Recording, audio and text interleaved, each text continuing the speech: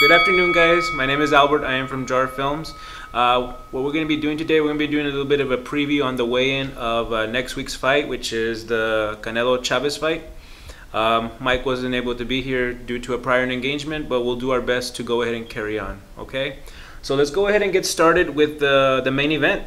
We have Canelo Alvarez, aka Saul, if y'all don't know his name, his first name, fighting Julio Cesar Chavez Jr.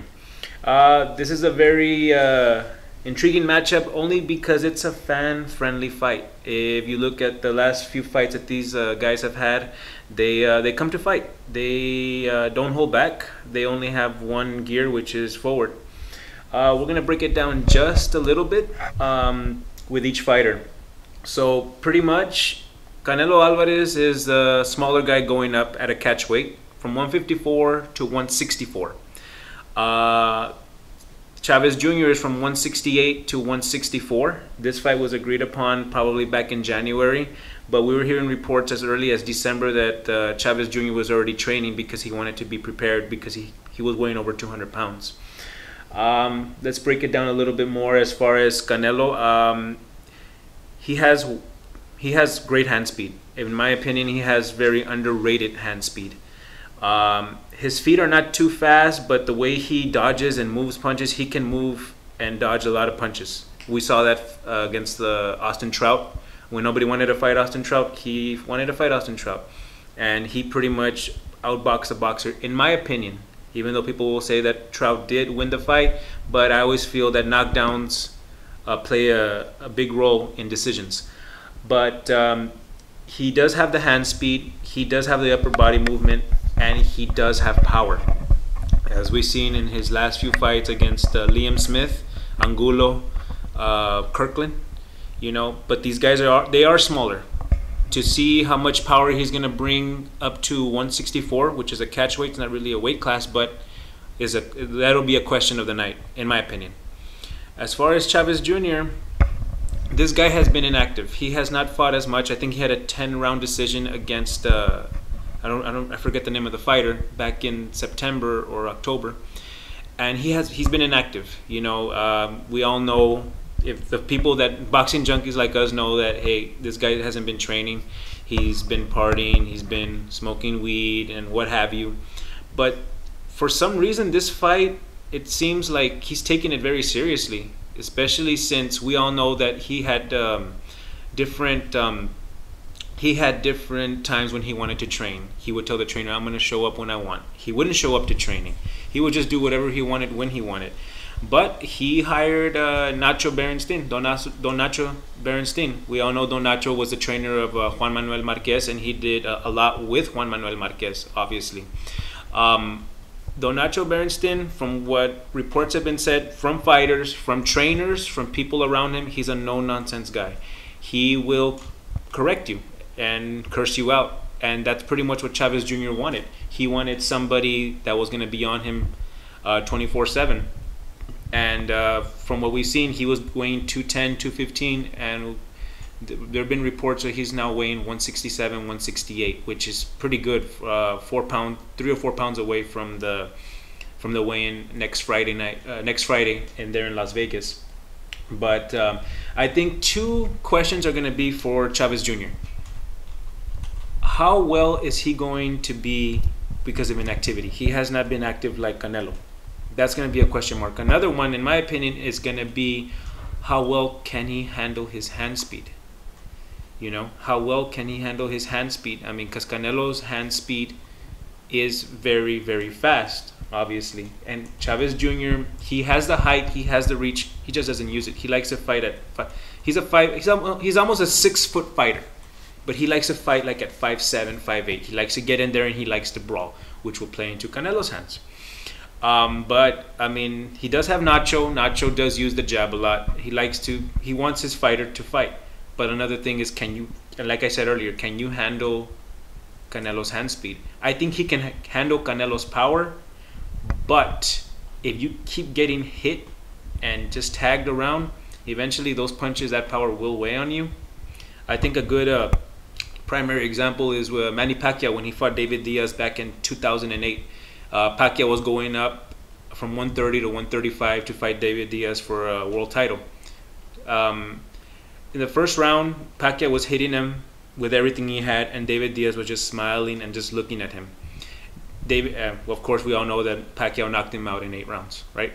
Well, they asked David Diaz after the fight, he was all busted up and whatever, and you're like, how hard does he hit? He goes, he hits hard, but he doesn't hit hard as I thought he would. His speed was the problem.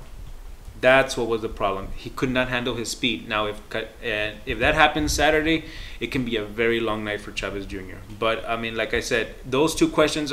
So a third question will be how well is he going to be able to hold that weight? Rounds 1 through 4, he's probably going to be pretty strong. But eventually, he did lose a lot of weight for this fight. Will his body give up on him? Will he fatigue? That's another question that's going to happen. So, but for sure, it's going to be a fan-friendly fight. We look forward to nothing but fireworks, especially from all the stuff that's been said in the last few months to build up to the fight. And we'll see what happens. Now, a prediction for this fight, I would probably have to give it to Canelo Alvarez because, like I said, he's been more active. You know, he takes his craft a little bit seriously the last few years, regardless of who he has fought. I don't think he's fought like big names. Like Liam Smith is not a big name. He's not a superstar name. He's probably a big name for boxing junkies, but not for superstar status. But I feel like his activity, his hand speed will be enough to knock out Chavez Jr. Not knock him out, but maybe just TKO, maybe like in the 10th or 11th round, give or take. So we'll take it from there. Let's go ahead and break it down for the co-main event. We have David Lemieux versus Marcos Reyes. This, to me, David Lemieux, this is kind of like a preview fight. Pretty much, he fought like 3 months ago. He knocked out Curtis Stevens. This is pretty much to show that, you know, he's still the big guy at 160. He wants to be the big guy at 160. He probably wants the winner of this fight or a rematch with Triple G, Gennady Golovkin. So he just wants a preview to say, hey, I'm still the man at 160. Lucas Matisse versus Emmanuel Taylor. I've seen both of these fighters fight. Lucas Matisse has not looked good against the top opposition. Let's just call it what it is. Lucas Matisse was outboxed by Danny Garcia and Ruslan Provodnikov. So this is kind of like he's been inactive for over a year. So he wants to get back in the mix. I'm not sure which weight they're fighting at, but he wants to get a name out there. I'm sure. He has to look good against Emmanuel Taylor. We've seen Emmanuel Taylor fight against like fighters like Adrian Broner, and Adrian Broner didn't have that much problems with him. To me, also that's a preview fight for Lucas Matisse.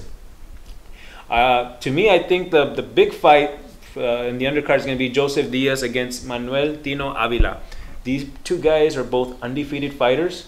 I've seen Joseph Diaz fight a few times. This guy, he's a boxer puncher, and to me, he seems like he gets better with every fight. Manuel is an undefeated fighter. He's 22-0 with 8 knockouts. But we'll see. We'll see what. I'm sure it's a stepping stone for Joseph Diaz to maybe hopefully get a title fight. If not, maybe just to get another big name. You know. So we'll go ahead and leave it there. We do have some questions from Snapchat and from Facebook. I'll go ahead and answer that now. I'll go ahead and start off with Facebook. This question is coming from Cristobal Weiss, okay, and he says, "Why does Chavez smoke too much weed?" You know, that's a fair question. That is a fair question, but I can answer that with you know, a little bit more seriousness. In my opinion, Chavez Jr. he does these things because he feels like I can do whatever I want, you know. You're all going to give me crap about me being a son of a legend. I can do whatever I want, and I'll train when I want. And that's been one of the problems amongst him and his dad. Because I'm not saying it because it's my opinion. No, we see it. I mean, they put it on social media that they're arguing and whatnot. And his dad said, either you're in boxing or you're not. You cannot have 1 foot in, 1 foot out. So to me, it's just like he can do whatever he wants. But I mean, maybe if he gets a win against Canelo Alvarez, which I don't think it's going to happen, but you never know, then he gets, not only does he reclaim what he lost because he was once a good fighter, but he will also be able to call out the big names at 168, maybe 160, maybe a fight with Gennady Golovkin, you know. Okay. So another question we have from Snap, from Mr. Rini, is it going to the judges? No, I think there will be a TKO at the end. I'll be very surprised if it does go 12 rounds. Only because these guys are going to fight, like I said, one way. Some will, maybe they'll box every now and then just to feel each other out, but I will be very, very surprised if it goes 12 rounds. But no, I don't think it's going to the judges.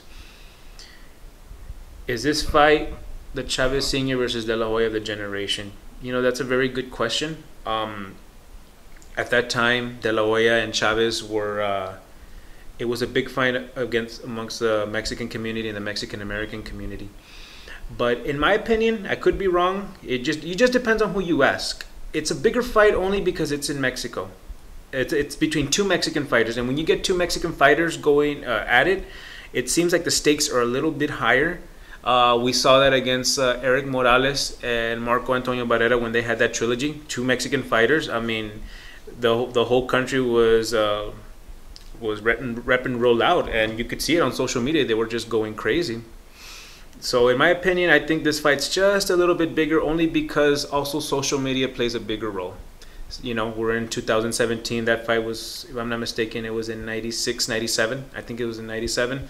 So we've kind of come a long way with technology. So I think this fight is a little bit bigger, only because of social media. What is next for the winner of the win? What is next for the winner and the loser after the fight? Well, the loser, if it's Canelo, he doesn't get that big fight that everybody thought he was going to get with Triple G. You know, I have no, maybe it was, I don't understand the marketing behind trying to duck a fight with Triple G, because if you do lose this fight, guess who steps up to fight Triple G? Chavez Jr. So he takes away that big money payday, because I mean, who are you gonna fight next? I mean, at 160, maybe David Lemieux. Yeah, that'd be a good fight, but I mean, everybody wants to see who? Triple G versus Canelo. That's the fight everybody wants to see, whether you love him or hate him. I don't know how people can hate on Triple G. He gives you what you want, but whatever. How excited am I for this event? Well, obviously I bought the shirt, you know, back in February. I'm very excited for this fight. I've been keeping up with their camps, keeping up with what they've been doing, and I mean, Canelo Alvarez always brings it in camp. You can see it, but Chavez Jr., he's bringing it also. So you can tell these guys are actually, I mean, there's a dislike for each other, maybe a hatred, but they also are taking this fight very seriously. And that's kind of surprising to say about Chavez Jr., but it's true. I mean, that's what we're seeing. Let's go ahead and take some other questions. Do I think they're equally matched? It could be if they brawl. If they box, it could be a long night for Chavez. Would Chavez Jr. change in training camps be a positive or negative thing, the way he will compete that night of the fight? Well, that's a very good question. Good job, Aurora. Well, I mean, every time he takes training camp seriously, he wins. All he does is win. When he doesn't take it seriously, we saw that fight against Anthony Fonfara, Sergio Martinez, he didn't look good. And that's because he didn't take training camp very seriously. But when he does take it serious, just, you know, Marco Antonio Rubio, who's another, Peter Manfredo. My opinion, Chavez Jr.'s biggest win is against Andy Lee, when he finished him in 6 rounds in El Paso. Andy Lee was a top middleweight at the time, and Chavez Jr. just, he mauled right through him. Is Canelo going not to hesitate as much because of his uncertainty of how well prepared Chavez will be at the night of the fight? I guess they're saying, I guess the best thing I can possibly say is we'll find out when Chavez Jr. hits Canelo in the face. We'll find out how much he's going to hesitate. Any fighter that steps into the ring will, you know, they'll tell you. I mean, you get hit, you know what you have to do. Do you think the change in training and preparation showed throughout the fight, or he will go back to brawling? Like I said, it all just depends on once they taste each other's power, who's going to come forward, who's going to back off, and I guess they'll have a better understanding. Who do you think will be better prepared when under frustration and prove to be the better fighter? Well, I mean, logic will tell you that Canelo, but we'll see. We'll see because this fight is full of emotion. It's full of a bunch of emotion, and I think the one that puts that emotion in check and just boxes and does and executes their game plan will have a better way of. I mean, not a better way, but they'll have a better chance of winning the fight. Let's see what we got here. Okay, guys, that's pretty much all the questions I have for today. Hopefully, we all get what we want from Canelo and Chavez next Saturday. It's 7 days away. The weigh-in's on Friday, and we look forward to it. If you all have any other questions, you all know where to reach me. Okay, but appreciate the time. My name is Albert, and we'll see you guys later.